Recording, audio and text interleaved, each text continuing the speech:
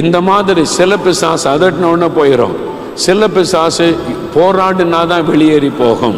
அது மாதிரி விதவிதமாய் கிரியை செய்கிற ஆவிகள் இருக்கிறது. எந்த ஆவியா இருந்தாலும் இயேசு கிறிஸ்துவின் நாமத்தில் ஓடித்தான் ஆக வேண்டும். ஏனென்றால் இயேசு பிசாசை ஜெயித்தார், சாத்தானை ஜெயித்தார் என்று வேதத்திலே பார்க்கிறோம். சிலுவையிலே மரித்து அவர் உயிர்த்தெழுந்த போது சாத்தானை அவர் ஜெயித்து விட்டார். அதனாலதான் இயேசு கிறிஸ்துவின் பெயரை கேட்டாலே பிசாசு நடுங்கும், பயம் உண்டாகிவிடும். எந்த வல்லமே அதுக்கு முன்னாலே நிற்கவே முடியாது. பரிசுத்த யோவான் எழுதின சுவிசேஷம் 14ஆம் அதிகாரம் 14வது வசனம்.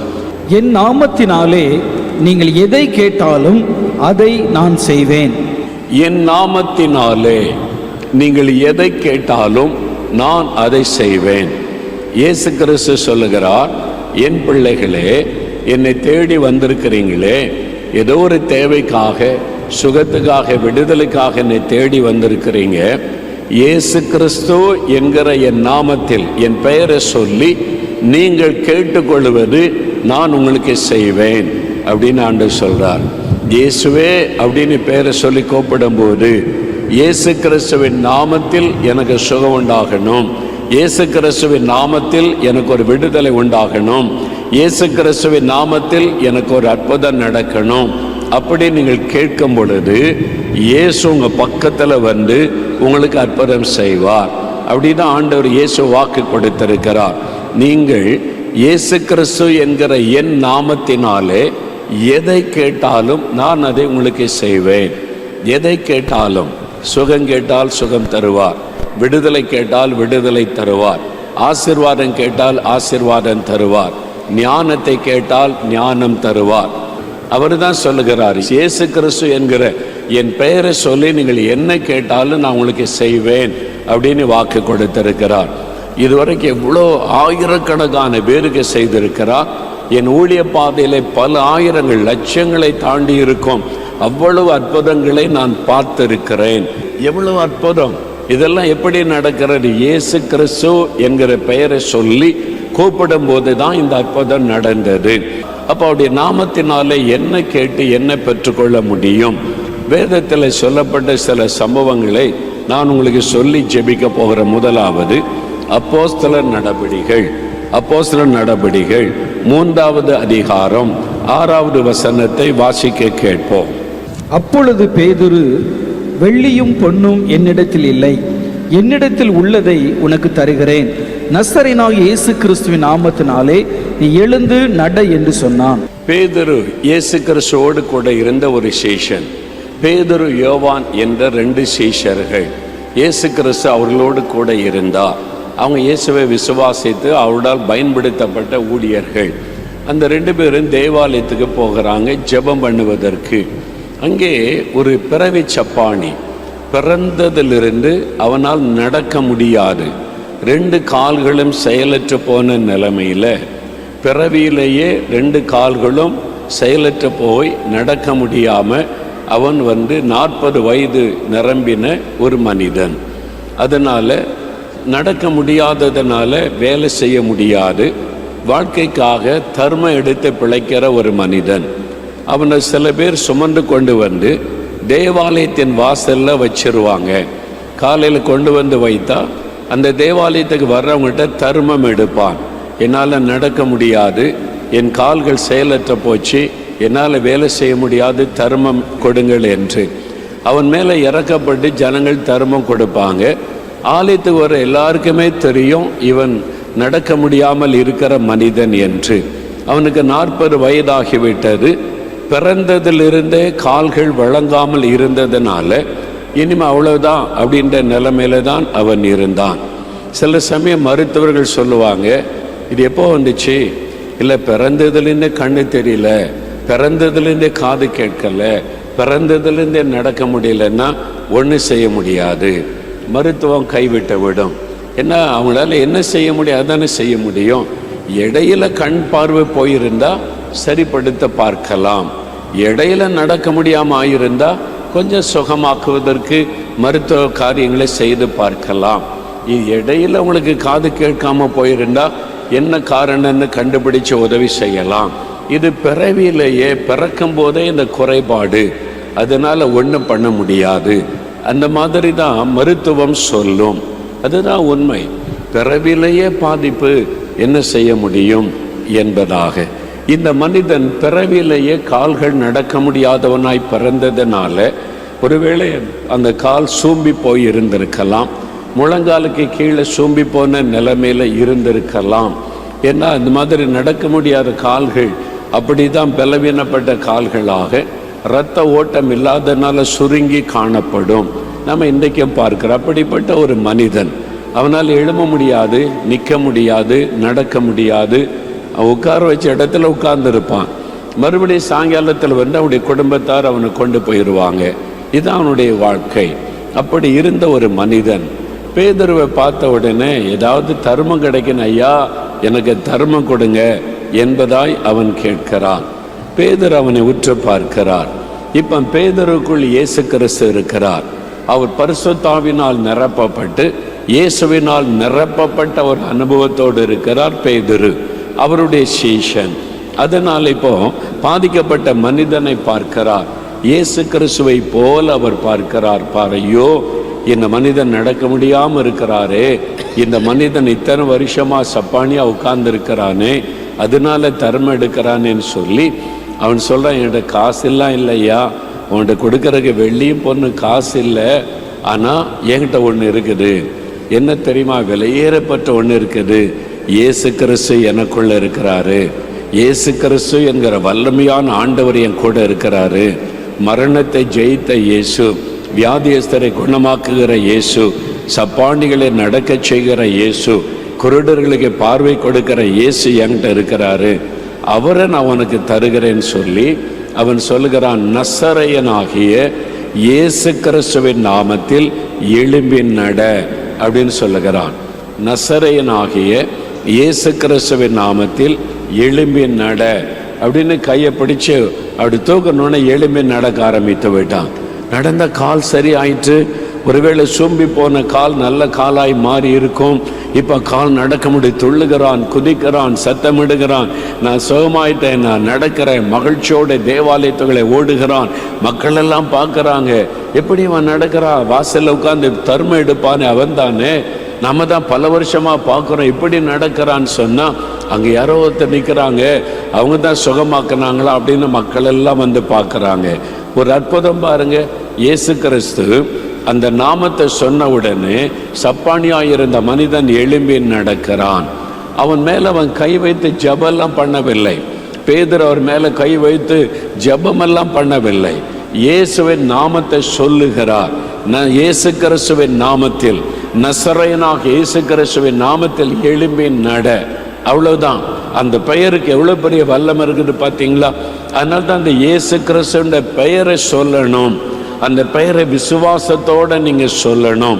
அந்த நாமத்தை சொல்லும் பொழுது, பெயரை சொல்லும் பொழுது பலத்த அற்புதம் நடக்கும், வியாதிகள் மறையும், பிறவி குறைபாடு கூட மாறும், பிறவிலேயே பாதிப்பு கூட மாறும். ஆண்டவர் இயேசு கிறிஸ்துவுடைய வல்லமை அப்படிப்பட்டது. அப்போஸ்தலர் 16ஆம் அதிகாரம் 18வது வசனம். இப்படி அநேக நாள் செய்து கொண்டு வந்தால் பவுல் சினங்கொண்டு திரும்பி பார்த்து, நீ இவ்வளவு விட்டு புறப்படும்படி இயேசு கிறிஸ்துவின் நாமத்தினாலே உனக்கு கட்டளையிடுகிறேன் என்று அந்த ஆவியுடனே சொன்னான். அந்நேரமே அது புறப்பட்டு போயிற்று. இங்கே பிலிப்பி என்கிற ஒரு பட்டணம், அந்த பட்டணம் ஒரு பெரிய பட்டணம். அந்த பட்டணத்துக்கு இயேசுவை அறிவிக்கும்படி பவுலும் அவனுடைய குழுவினரும் வந்திருக்கிறாங்க. பவுல் என்கிறவர் இயேசுவை பற்றி அறிவிக்கிற ஊழியக்காரர்.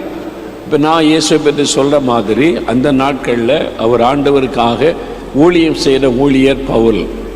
அந்த டீம் அவங்க குழுவாக ஜெபம் பண்ணுறதுக்கு போகிறாங்க. ஒரு ஆற்றங்கரையில் கொடி ஜெபம் பண்ணுவாங்க. அப்போது ஒரு பெண், அந்த பெண் ஒரு குறி சொல்லுகிற ஆவியினால் அவள் பிடிக்கப்பட்டிருந்தாள். அப்போ குறி சொல்கிறதுக்கு சும்மா சொல்லுவாங்களா? தட்டில் காசு வைக்கணும், காசு கொடுத்தா குறி சொல்லுவாங்க. பெரும்பாலும் அந்த பெண்கள் தான் அதிகமாக அந்த ஆவி பிடிக்கும். பார்த்துருக்கீங்களா? ஆண்கள் சில இடத்துல இருப்பாங்க, பெரும்பாலும் குறி சொல்லுகிற ஆவி பெண்களை தான் அந்த ஆவி பிடிக்கும். அந்த ஆவி வந்து குறி சொல்றதுனால இந்த பெண்ணை வைத்து பணம் சம்பாதிக்கிற ஒரு கூட்டம் இருந்தாங்க. அவங்கெல்லாம் சேர்ந்து இவளை வச்சு குறி கேட்கணும், காசு முதல்ல கெட்டு பணம் கெட்டு அப்புறம் தான் குறி கேட்க முடியும். பணம் சம்பாதிச்சுக்கிட்டே இருந்தாங்க இந்த பெண்ணை வைத்து. அவங்க இந்த பெண்ணை கூட்டிகிட்டு போகும்போது பவுலும் அவனை சார்ந்தவங்களும் ஜெபம் பண்ண போகிறாங்க. அவங்களுக்கு இந்த ஆவிக்கு சம்மந்தம் இல்லை. அவங்க ஜெபம் பண்ண போனால் இந்த ஆவி அவங்கள பார்த்த உடனே சொல்லுது, இவங்க உன்னதமான தேவனுடைய ஊழியக்காரர், ரட்சிப்பின் செய்தியை அறிவிக்கிறவங்கன்னு சொல்லுது. சொன்னது கரெக்டு. பார்த்தீங்களா, அந்த ஆவிக்கு நல்லா தெரியும் இவங்க ஊழியக்காரங்க, ரட்சிப்பின் செய்தி அறிவிக்கிறான்னு கரெக்டாக சொல்லுது. இயேசு பிரசங்கம் பண்ணும்போது கூட அந்த ஆவி சொன்னது, சத்தமிட்டு அவரை பார்த்து சொல்லுகிறாரு, இயேசு கிறிஸ்துவை பற்றி சொல்லுகிறாரு. கரெக்டாக தான் இருக்கும். அதனால் அதுக்கு தெரியும் நல்லா கடவுள் யாரு, பொய் யாரு, பிசாசுக்கு நல்லா தெரியும். உண்மையான ஊழியக்காரங்க யாரு, மந்திரவாதம் பண்ணுறது யாருன்னு நல்லா பிசாசுக்கு தெரியும். அதனால் அந்த ஆவி சொல்லுது, இவங்க ஊழியக்காரர், தேவனுடைய ஊழியக்காரர், உன்னதமான தேவனுடைய ஊழியக்காரர், ரட்சிப்பின் செய்தி அறிவிக்கிறவங்கன்னு கரெக்டாக சொல்லுகிறாரு. பவுல் அதை கண்டுக்காம போயிட்டே இருந்தார். சில நாட்களை பார்க்கும் போதெல்லாம் சொல்லும், பவுலை பார்த்த உடனே சத்தமிட்டு சொல்லும். அந்த ஊரெல்லாம் திரும்பி பார்த்துருக்கோம். ஒரு நாள் 2 நாள் இல்லை, பல நாள் சொல்லி கொண்டே வந்த உடனே பவுலுக்கு ஒரு கோபம் வந்துச்சு. அந்த பவுல் திரும்பி பார்த்து, பிசாசே, இயேசு கிறிஸ்துவின் நாமத்தில் இவளை விட்டு புறப்பட்டு போ என்று உனக்கு கட்டளையிடுகிறேன்னு சொன்னாரு. அவ்வளவுதான், ஓடி போயிட்டு. அல்லேலூயா. எத்தனையோ வருஷமா அவங்களுக்குள்ள இருந்தது அந்த குறி சொல்லுகிற ஆவி. இப்போ ஒரே ஒரு வார்த்தை, இயேசு கிறிஸ்துவின் நாமத்தில் இவளை விட்டு போ என்று கட்டளை கொடுத்தார். அந்த ஆவி போய்விட்டார். இந்த மாதிரி சில பிசாசு அதட்டினோன்னு போயிடும், சில பிசாசு போராடினா தான் வெளியேறி போகும். அது மாதிரி விதவிதமாய் கிரியை செய்கிற ஆவிகள் இருக்கிறது. எந்த ஆவியா இருந்தாலும் இயேசு கிறிஸ்துவின் நாமத்தில் ஓடித்தான் ஆக வேண்டும். இயேசுவின் நாமத்தை சொன்னா பயந்து ஓடித்தான் ஆக வேண்டும். எந்த ஆவியா இருந்தாலும் பயப்படுகிற ஒரே ஒரு பெயர் இயேசு கிறிஸ்துவின் பெயருக்கு தான். ஏனென்றால் இயேசு பிசாசை ஜெயித்தார், சாத்தானை ஜெயித்தார் என்று வேதத்திலே பார்க்கிறோம். சிலுவையிலே மரித்து அவர் உயிர்த்தெழுந்த போது சாத்தானை அவர் ஜெயித்து விட்டார். அதனால தான் இயேசு கிறிஸ்துவின் பெயரை கேட்டாலே பிசாசு நடுங்கும், பயம் உண்டாகிவிடும். எந்த வல்லமே அதுக்கு முன்னாலே நிற்கவே முடியாது. நான் ஒரு சமயம் வட இந்தியாவுக்கு போயிருந்த போது, வட இந்தியாவில் ஒரு குறிப்பிட்ட மாநிலத்தில் ஆதிவாசிகள், அவங்க மத்தியில் உண்மை சம்பவத்தை நான் அறிந்தேன். ஒரு வாலிப மகள் இந்த மிஷினரிகள் இயேசுவை பற்றி சொன்ன உடனே இயேசுவை ஏற்றுக்கொண்டாள். இயேசுவை உள்ளத்தில் ஏற்றுக்கொண்டு இயேசுவை நோக்கி ஜெபிக்க ஆரம்பித்தாள். அவங்க அப்பா யாருன்னா மந்திரவாதி. அவங்க அப்பா மந்திரவாதி, மந்திரவாதம் செய்கிறவர். காசு வாங்கி கொண்டு மந்திரவாதம் செய்வார். கோழி, ஆடு, மிருகங்களை வாங்கி கொண்டு மந்திரவாதம் பண்ணுவார்.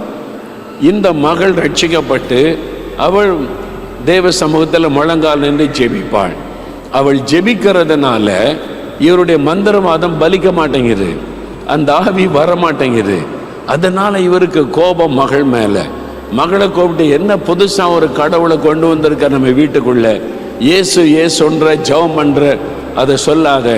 இல்லை, இயேசு தான் நமக்காக மரித்து உயிரோடு இருக்கிற ஆண்டவர், நம்முடைய பாவத்துக்காக ரத்த சிந்து உயிர்த்தெழுந்தார், நான் அவரை அறிந்து கொண்டப்பா, அவரு தான் மெய்யான ஆண்டவர், அவர்கிட்ட நான் ஜெபிக்கிறேன்.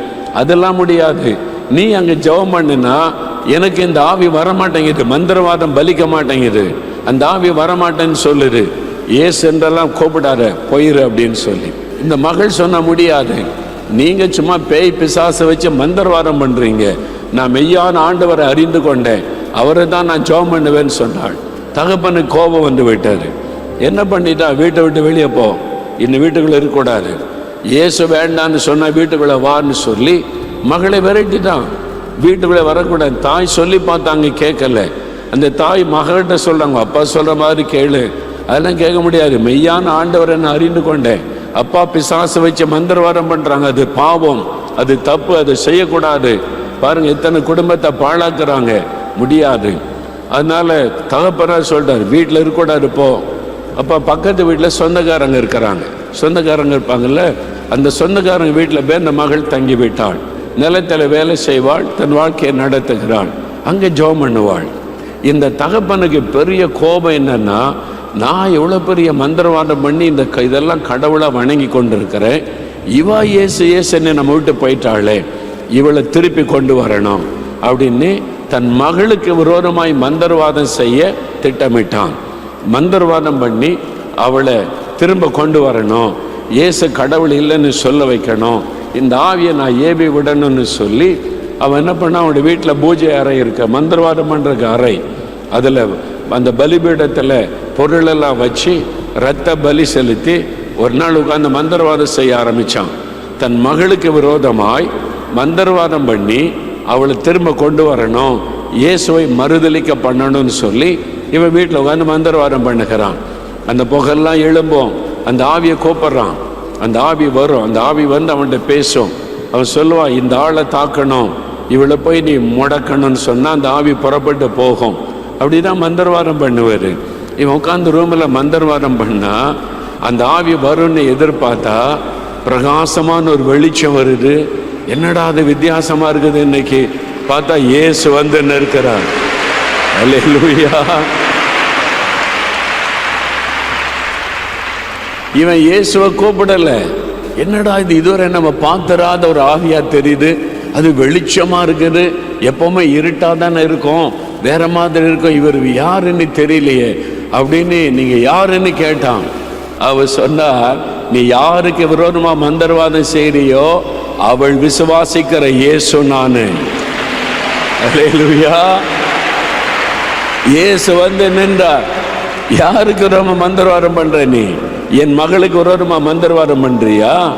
என் பிள்ளைக்கு விரோதமாய் மந்திரவாதம் பண்றியா? நான் சும்மா இருப்பேன் நினைச்சியா அப்படின்னு இயேசு சொன்னார். நான் தான் வானத்தை பூமி உண்டாக்கின தேவன், எல்லா ஆவிகளும் என் பாதத்துக்கு கீழே. நீ மந்திரவாதம் பண்ற ஆவியெல்லாம் என் பாதத்துக்கு கீழே, என் பிள்ளையை தொட முடியாது. அவள் என்னுடைய மகள், அவள் என்ன நோக்கி ஜெபிக்கிற மகள். அதனால் ஆண்டவர், நீ மனம் திரும்பினால் உனக்கு இரக்கம் செய்வேன். என் மகளுக்கு விரோதமாய் நீ துணிந்த மந்திரவாதம் பண்ணினால் என் கரம் உனக்கு விரோதமாய் வந்துவிடும் சொல்லிட்டு ஆண்டவர் மறைஞ்சிட்டார். பயந்து நடுங்கி இவன் ஆண்டவருடைய பாதத்தில் விழுந்து தன் மகளிடம் ஓடினான். ஓடி சொன்னான், நீ நம்புகிற இயேசுதான் மெய்யான ஆண்டவர். அல்லேலூயா. நான் இவ்வளவு நாள் ரத்த பலி செலுத்தி மந்திரவாதம் பண்ணி கூப்பிட்டு ஆவி ஒண்ணுமே வர மாட்டேங்குது. இயேசு வந்த உடனே எல்லாம் பயந்து ஓடி விட்டாரு.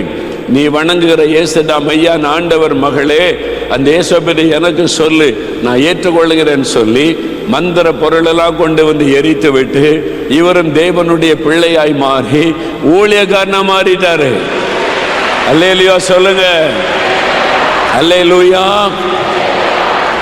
நான் வட இந்தியா போயிருந்த போது இது மாதிரி குஜராத்தில், ராஜஸ்தானில் 1-2 அல்ல 100கணக்கான மந்திரவாதிகளை நான் சந்தித்தேன். ரட்சிக்கப்பட்டு இன்னைக்கு ஊழியராக இருக்கிறாங்க, ஜெபிக்கிறாங்க, மந்திரத்தெல்லாம் விட்டுட்டாங்க. இது மாதிரி எத்தனை பேர் இன்றைக்கு நேரில் நான் பார்த்தது.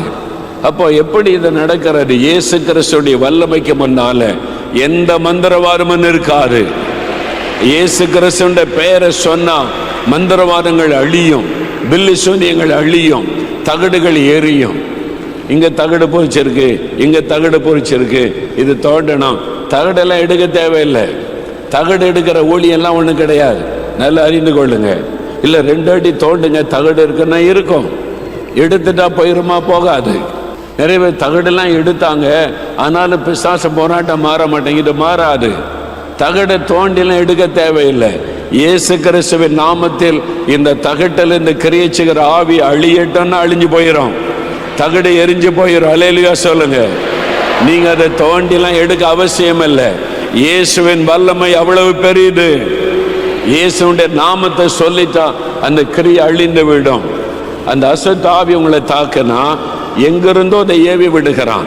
எங்கேயோ உட்கார்ந்து குறிப்பிட்ட நாளில் மந்திரவாதம் பண்ணி இந்த ஆவியை ஏவுகிறான். அப்போ இந்த ஆவியை போனா போகும். அது அழிக்கப்படணுமானா எங்கிருந்து புறப்பட்டு வருகிறதோ அந்த சாத்தானுடைய பலிபீடம் இயேசுவின் நாமத்தில் அழியட்டும்னு ஜெபிச்சு பாருங்க. அதுக்கு பிறகு மந்திரவாதமே பலிக்காது. உங்க மேல மந்திரவாதமே பலிக்காது. அல்லேலூயா சொல்லுங்க. அல்லேலூயா. இஸ்ரவேலுக்கு விரோதமான மந்திரவாதம் இல்லை, யாக்கோபுக்கு விரோதமான குறி சொல்லுதல் இல்லை. நீங்க ஆண்டவருடைய பிள்ளையா மாறிட்டா எந்த மந்திரவாதமும் பலிக்காது. நீங்க தைரியமா இருக்கலாம். எனக்கு விரோதமா எவ்வளவு மந்திரவாதம் பண்றாங்க தெரியுமா? எத்தனையோ வருஷமா பண்றாங்க. மோகலாச முடைக்கிறணும், காலை முடைக்கிறணும், பேச விடாம பண்ணிடணும், என்னென்னவோ ஆவிகளை வச்சு மந்திரவாதம் பண்றான். ஒன்றும் பலிக்கிறது இல்லை. எல்லா வரைக்கும் வந்துட்டு சலாம் போட்டு ஓடிக்கிட்டே இருக்கும். ஆண்டவர் காமிச்சிருவார் எங்க மந்திரவாதம் பண்றாங்க, என்ன மந்திரவாதம் பண்றாங்க, யார் யார் மந்திரவாதம் பண்றாங்கன்னு முதற்கொண்டு ஆண்டவர் எனக்கு காமிச்சிருவார். ஒன்றும் அசைப்பதில்லை. அல்லேலூயா சொல்லுங்க. உலகத்தில் இருக்கிற மந்திரவாதிகளை காட்டிலும் இயேசு பெரியவர். இயேசுவின் வல்லமை பெரிது. இயேசுவின் நாமத்துக்கு முன்பாக சகல பிசாசுகளும் நடுங்கும். அவ்வளவுதான் விசுவாசம். இயேசுவின் நாமத்தின் மேல வைக்கிற விசுவாசம், அதில் தான் நீங்க உறுதியா இருக்கணும். பிரியமானவர்களே, இயேசுவின் நாமத்தில் உங்களை வாழ்த்துகிறேன். தைரியமா இருக்கீங்களா? சுகமா இருக்கீங்களா? சூழ்நிலை பார்த்து பயந்துட்டீங்களா? பயப்படாதங்க. சாத்தான் நமக்குள்ள பயத்தை கொண்டு வரதுக்கு ரொம்ப தீவிரமாய் இருக்கிறான்.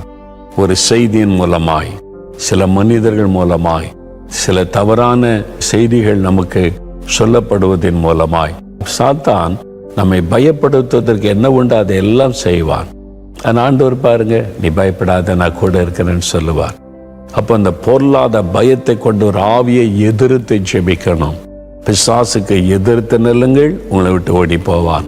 ராத்திரெல்லாம் தூங்க முடியல, படப்படப்பா வருது, தூங்க முடியாதபடி பொல்லாத காட்சிகள்லாம் வருது, அப்படிலாம் கலங்குறீங்களா? விசுவாசத்தோடு நீங்க ஜெபிச்சிங்கன்னா போதும், இன்றைக்கு நீங்க ஜெயம் பெறுவீங்க.